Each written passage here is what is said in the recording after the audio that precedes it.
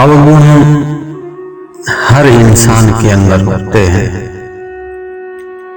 पर अपना अवगुण अपने को दिखने लग जाए, यह बहुत महत्व की बात है।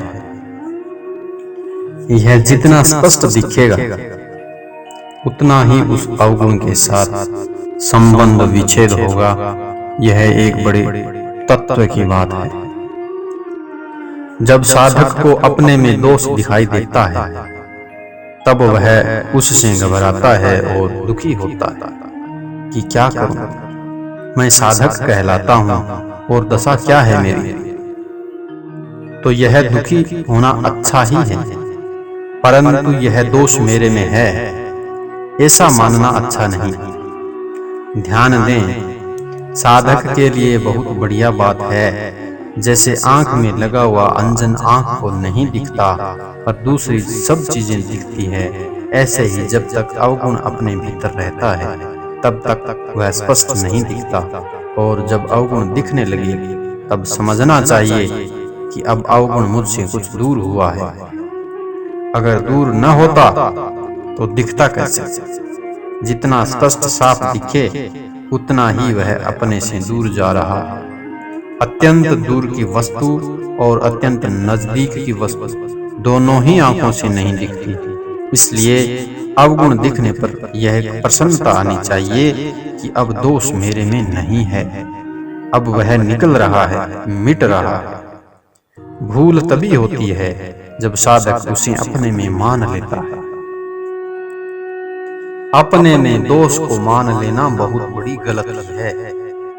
अपने में मानने से दोष को सत्ता मिलती है, जबकि दोष की स्वतंत्र सत्ता है नहीं।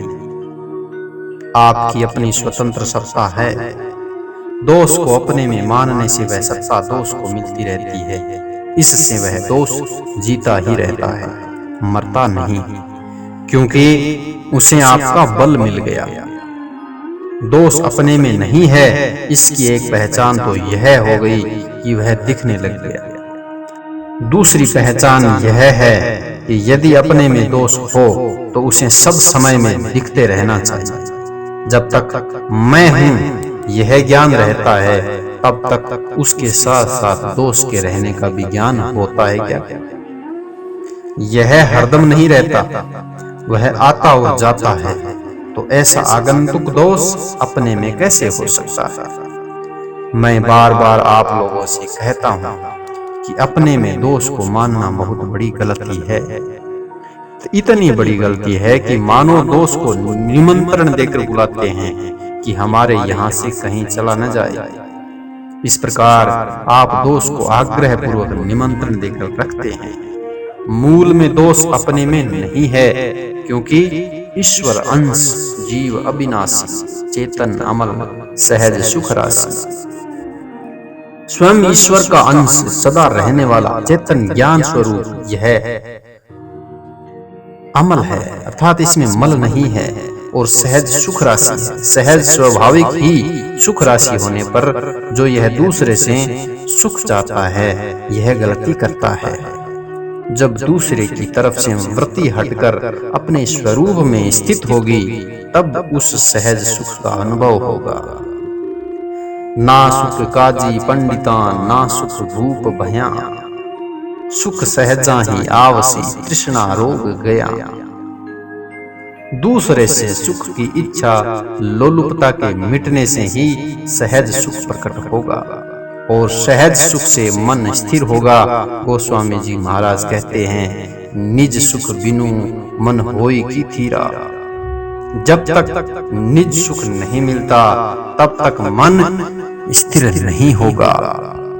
जब निज सुख मिल जाएगा, अपने आप में ही सुख मिल जाएगा, तब वह मन कहीं जाएगा नहीं। इंद्रियां भी अपने आप में वश में हो जाएगी, स्थिर हो जाएगी। ये दोष पुष्ट होते हैं। एक तो अपने में दोष मानने से, एक दूसरे का दोष देखने से, और दूसरे के दुख की परवाह न करने से। ध्यान दें, दूसरे के दुख की परवाह न करने से अपने में दोष स्थित होता है, कायम होता है। हर समय सावधान रहें कि कहीं मेरे द्वारा दूसरे को दुख तो नहीं हो रहा है। मेरे बोलने से, चलने से, बैठने से किसी को दुख या विक्षेप तो नहीं हो रहा है। मैं कोई क्रिया करता हूं तो उससे दूसरे को दुख तो नहीं आ रहा है। गीता में भगवान ने कहा है, लभन्ते ब्रह्म निर्वाणं मृष्यस्य क्षीणक्लप्सा छिन्न द्वेधा यतात्मानं सर्वभूतहिते रतः। संपूर्ण प्राणियों के हित में रत हुए पुरुष निर्वाण ब्रह्म प्राप्त होते हैं। संपूर्ण प्राणियों के हित में रत हुए पुरुष मुझे ही प्राप्त होते हैं। तो साधक निर्गुण तत्व की प्राप्ति चाहे अथवा सगुण तत्व की, उसके लिए किसी को दुख न देने की वृत्ति ही बड़ी भारी आवश्यकता है। दूसरे को कष्ट दुख देने वाले की तत्व की स्थिति नहीं होती। संत महात्माओं के सिद्धांत है, गीता के सिद्धांत है, भगवान के सिद्धांत है, उनके विरुद्ध तो करना ही नहीं है। मृत्यु भले ही हो जाए, अन्यथा सिद्धांत के विरुद्ध चलने से महान अपराध होता है। कि जैसे सुनार के पास सोना गलाने की कुटाली होती है, उसमें सोने को गलाकर उसे तपाते हैं तो सोने में जो मैल होती है वह तो बहुत जल्दी जल जाती है, परंतु उसमें जो विजातीय धातु होती है वह जल्दी नहीं जलती। ऐसे ही अंतःकरण में जो कूड़ा करकट या मैल है वह जो जल जाता है, परंतु जो विजातीय धातु है, जैसे दूसरे को दुख देना, दूसरे के दोष देखना, शास्त्रों और संत महात्माओं के विरुद्ध चलना आदि, इसका जलना कठिन हो जाएगा। साधन रूपी आग और सत्संग रूपी फूंक हरदम लगती रहेगी, तब तो वह जलता जलता साफ हो जाएगा, स्वच्छ हो जाएगा। स्वरूप तो आपका स्वच्छ शुद्ध है ही। दूसरों का अहित करने वाले का बड़ा भारी नुकसान होता है। दूसरों का हित करने वाले को गीता ने परम योगी का माना है। जैसे कोई हमारी चीज ले जाए तो हमें बुरा लगता है, हमारे में दोष देखता है तो बुरा लगता है, हमारी निंदा करता है तो बुरा लगता है, हमारा तिरस्कार करता है तो बुरा लगता है, हमारे मन के विरुद्ध करे तो हमें बुरा लगता है। इस प्रकार आत्मोपयन अपने शरीर की उपमा देकर सोचें कि दूसरे का ऐसा बर्ताव मुझे बुरा लगता है तो वैसा बर्ताव हम किसी से नहीं करेंगे। भोगी आदमी तो इसका यह अर्थ लेता है कि जिससे अपने को सुख हो वह काम करना है और जिससे अपने को दुख हो वह काम नहीं करना, एवं बुरा बर्ताव करने वाले को खत्म करना है, हटाना है। परंतु जो साधक होता है उसमें यह सावधानी होती है कि ये जो बर्ताव मुझे बुरा लगता है उसका अर्थ यह है कि ऐसा बर्ताव मैं किसी के साथ न करूं, और जो दुख आता है वह मेरी उन्नति के लिए आता है। दूसरे का आचरण हमें चुभता है तो ऐसा आचरण दूसरों को भी चुभता है, पक्की बात है। जैसे शरीर में कहीं भी होने वाला दुख हमें नहीं सुहाता, वैसे ही दूसरों का दुख भी हमें नहीं सुहावे। यही हमारे लिए सबसे महत्व की बात है। यदि हमारे शरीर, मन, वाणी, भाव आदि से किसी भी जीव को दुख होता है तो जल्दी साधन की सिद्धि नहीं होती। जैसे अपने शरीर में होने वाला सुख हमें सुहाता है, वैसे ही दूसरों को होने वाला सुख भी हमें सुहाना चाहिए। मनुष्य में यह बड़ी कमजोरी है कि वह भजन, ध्यान आदि को साधन मानता है पर दूसरों के दुख की परवाह नहीं करता। यदि यही बात रहेगी तो वर्षों तक सत्संग साधन करने पर भी सुधार नहीं हो सकता। इसलिए कम से कम दूसरे को दुख न दें। सेवा करो तो अच्छी बात, सेवा न करो तो इतनी हानि नहीं, परंतु दुख देने से बड़ी भारी हानि होती है। साधक इससे जितना बचेगा उतनी ही अपने सुख की कामना दूर होगी। तो सुख भोग की वृत्ति तब दूर होगी जब दूसरे का दुख अपने को चुभने लगेगा। दूसरे के दुख को दूर करना हमारा सुख हो जाएगा और दूसरे का दुख हमारा दुख हो जाएगा। जैसे अपना दुख दूर करने के लिए मनुष्य की स्वतः चेष्टा होती है, वैसे ही दूसरे का दुख दूर करने की स्वतः चेष्टा हो जाए तो विषेंद्रिय संयोग के सुख भोग की रुचि मिट जाएगी। और जब तक दूसरे के दुख की परवाह नहीं करते और अपना सुख लेते हैं, तब तक अपने सुख की वृत्ति मिटती नहीं। कोई कहे कि हम दुख नहीं देते, फिर दूसरे का दुख देखने की क्या जरूरत है।